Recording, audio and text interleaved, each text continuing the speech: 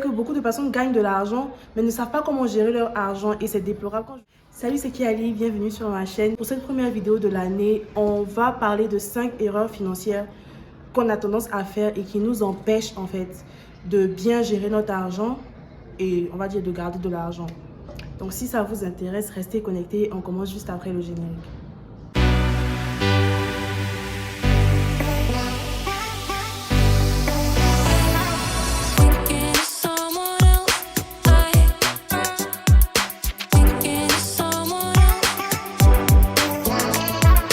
Désolée si la lumière balance et je ne sais pas si vous avez entendu du bruit. Je filme à la lumière du jour et aujourd'hui le soleil balance tellement. On est le 2 janvier, j'ai décidé que j'allais commencer mon année en étant productive. Du coup, j'ai pas d'excuses, je ne vais pas me donner d'excuses. Je me suis peint le visage, je me suis assise, je dis aujourd'hui on filme. Donc aujourd'hui on parle des 5 erreurs que vous faites et qu'il faut éviter en fait pour mieux gérer son argent. D'une façon générale. La première erreur qu'on fait généralement, c'est ne pas budgétiser ses dépenses. On sait généralement pour les salariés, pour ceux qui ont une activité rémunératrice, on sait en moyenne combien on gagne par mois. Mais on a, même ceux dont les parents leur donnent encore de l'argent de poche en fait, on sait combien on reçoit par mois. Mais on n'a pas tendance à budgétiser. Moi, une astuce que je fais, que je continue de faire, c'est de faire mon budget. Je sais combien je gagne par mois. Donc, je connais mes revenus fixes. Je connais mes charges fixes. Je note tout ça. Je note ce que je budgétise pour ma nourriture. Ce que je dois dépenser par mois pour ma nourriture, pour le loyer, pour les factures de téléphone par exemple. Je note aussi ce que je prévois de dépenser pour les extras. Voilà.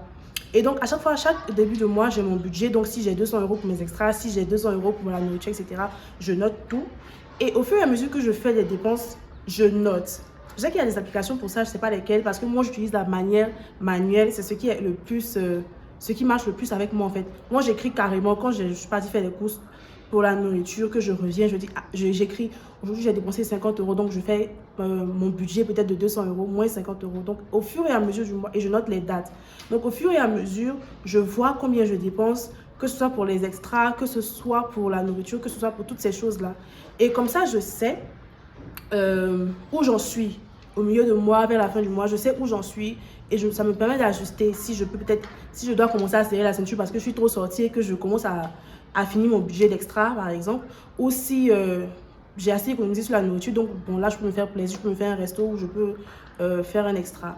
Donc ça, c'est très important de budgétiser ses dépenses et de suivre vos dépenses. Comme ça permet en fait de voir où on en est et de rajuster à chaque fois. La deuxième erreur qu'on fait, c'est de trop se restreindre.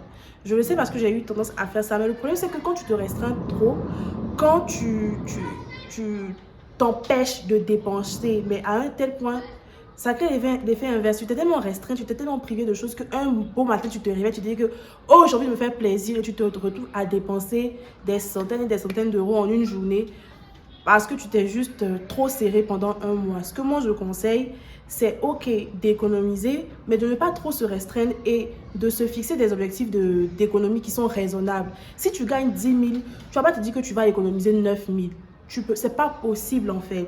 Quand tu fais ton budget, il faut aussi prévoir des choses pour les extras, pour se faire plaisir. Parce que si tu ne te fais pas plaisir pendant tout le mois, à la fin du mois, là, tout ce que tu auras économisé, là, tu seras très tenté de dépenser. Et puis, d'ailleurs même là, c'est quelle vie on vit et puis on passe son temps à se restreindre, on ne se fait pas plaisir un peu.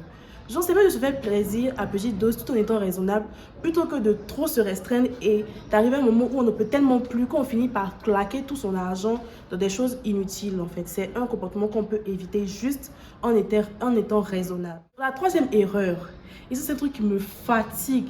Ça me fatigue tellement, surtout chez les Ivoiriens. Je parle des Ivoiriens parce que c'est le peuple que je connais le plus, que je côtoie le plus. Mais c'est quoi votre problème avec faire des plans sur l'argent que vous n'avez pas encore reçu? C'est quoi le problème en fait? Ça me donne mal à la tête. Pourquoi vous faites des programmes sur de l'argent que vous n'avez pas encore reçu? Ou bien si vous faites des programmes sur de l'argent qui n'est pas fixe en fait. Non, un tel là avait dit qu'il allait me donner tant. Toi tu fais un programme de mèche sur l'argent que tu n'as pas encore reçu. C'est quelle mentalité de pauvre ça? C'est quoi ça en fait? Moi je pense que c'est le meilleur moyen de très mal gérer son argent. Non, c'est pas grave, je me fais plaisir aujourd'hui. De toute façon, hein, je sais qu'il y a un jet qui doit tomber. Ça tombe d'où? Du ciel. Donc l'argent tombe du ciel et puis depuis là, nous, on n'est pas encore riches. Franchement, 2023, arrêtez ça. Arrêtez de faire des plans sur de l'argent que vous n'avez pas encore reçu ou sur de l'argent qui n'est pas certain. Même quand on entreprend, quand on a un business, on sait à peu près par mois, on gagne combien. Il y a des mois où ça varie, un peu plus, un peu moins. Mais on connaît le minimum qu'on gagne. Et c'est sur ça qu'on fait, ces projets, en fait. Tu peux pas dire que non, le mois passé, mon business a généré 1 million. Donc là, j'ai commencé à faire les dépenses de 1 million.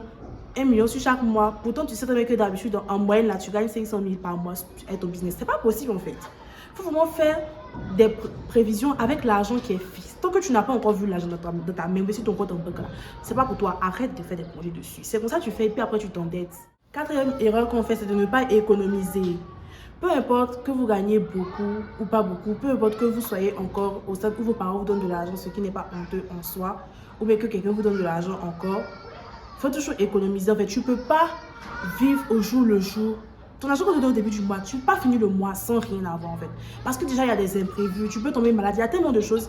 Ton portable peut se casser, ton ordinateur peut se gâter. Il y a tellement d'imprévus que tu ne peux pas te permettre de ne pas faire d'économie. Tu ne peux pas te permettre de dépenser, si tu gagnes 100 000, tu ne peux pas te permettre de dépenser 100 000. Vous ne pouvez pas dépenser tout ce que vous gagnez en fait, ce n'est pas possible. Et même dans les économies, il y a des classifications. Il y a ce que tu économises en cas d'imprévu, si tu tombes, s'il y a une maladie, s'il y a ce genre de choses, si ton ordinateur est cassé, par exemple que tu es étudiant, tu fais comment si tu n'as pas d'ordinateur. Donc il y a ce genre d'économie là, en cas d'imprévu. Il y a les économies que tu gardes pour investir. Et puis, il y a les économies pour se faire plaisir. Par exemple, moi, j'aime beaucoup voyager. Donc, par mois, je me dis que j'économise peut-être 100 € ou 200. Ce sont des exemples que je donne. Ce n'est pas les vraies valeurs que j'économise. Mais je me dis que je garde 100 € par mois. Et dans les 100 €, il y a 50 € qui sont là pour les imprévus. Il y a 25 € pour investir. Et puis, il y a 25 € pour voyager. Donc, au bout de 4 mois, si j'ai eu mes 100 € qui est mon budget voyage, je peux me programmer un voyage, par exemple. J'ai mes 100 € qui sont pour investir, j'ai investi. J'ai mes 50 € que j'aurais économisé en cas d'imprévu. S'il n'y a pas d'imprévu, je continue d'économiser l'argent des imprévus. Je ne touche pas à ça. Donc vraiment, la quatrième erreur qu'on fait, c'est de ne pas économiser et surtout de ne pas séparer ses économies parce qu'il y a plusieurs types d'économies. Et si ça vous intéresse, je pourrais y revenir dans une vidéo pour mieux détailler, pour éviter que celle-là soit trop longue. Donc la dernière erreur qu'on fait, je pense que j'ai brossé un peu dans les autres points, mais c'est vraiment de ne pas être raisonnable quand on décide d'économiser.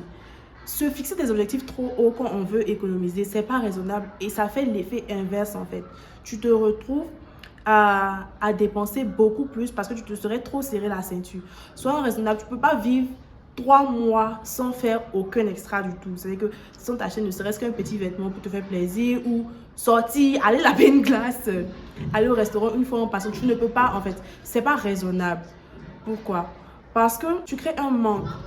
Tu as l'impression que quand tu te restreins trop, tu crées un manque. Ça s'accumule et arrivé un moment quand ça déborde, tu fais des folies. C'est-à-dire que tu fais des dépenses vraiment bêtes, inutile. Tu peux te retrouver à claquer. De toute façon, dépenser de l'argent, c'est pas compliqué. Tu peux te retrouver à claquer 1 000 € en un jour. Tout ce que tu auras économisé en 10 mois. Là.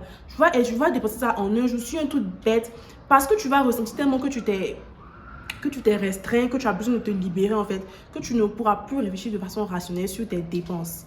Donc, c'est pas raisonnable de se dire que qu'on va se restreindre tellement pour économiser en fait. Sur une courte durée peut-être oui. Sur 3 mois, oui, tu as un projet, tu te sais, sur 3 mois, ça peut aller. Mais sur 6 mois, sur 1 an, c'est pas possible en fait. À un point, tu vas te retrouver en train de vouloir dépenser ton argent. Mais si tu as mis ça sur compte bloqué là, tu vas commencer à réfléchir à comment je peux aller débloquer ce compte là. Et ça sert à rien en fait.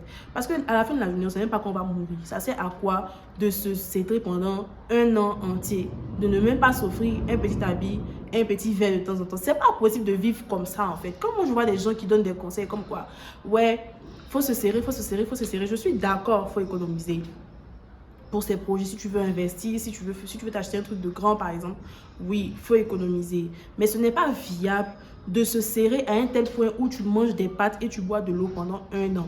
C'est pas possible. Même 6 mois, c'est pas possible. À un point là, tu vas commencer à devenir fou. Donc ça sert à rien en fait et ce n'est pas raisonnable.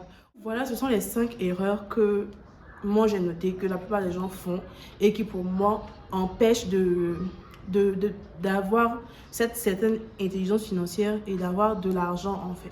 Parce que c'est une chose de gagner de l'argent et c'en est une autre d'avoir de l'argent. Donc voilà, j'espère que cette vidéo vous aura été utile. Je ne sais pas si désolée si le soleil a trop balancé. J'ai fait avec ce que j'ai pu. Franchement, je tenais à filmer cette vidéo. J'espère qu'elle vous aura plu. Et si ça vous intéresse, plus de sujets comme ça, n'hésitez pas à mettre en commentaire des questions que vous vous posez ou des idées de vidéos qui vous intéresseraient pour cette nouvelle année. Merci d'avoir regardé la vidéo. On se dit à la prochaine. Bisous.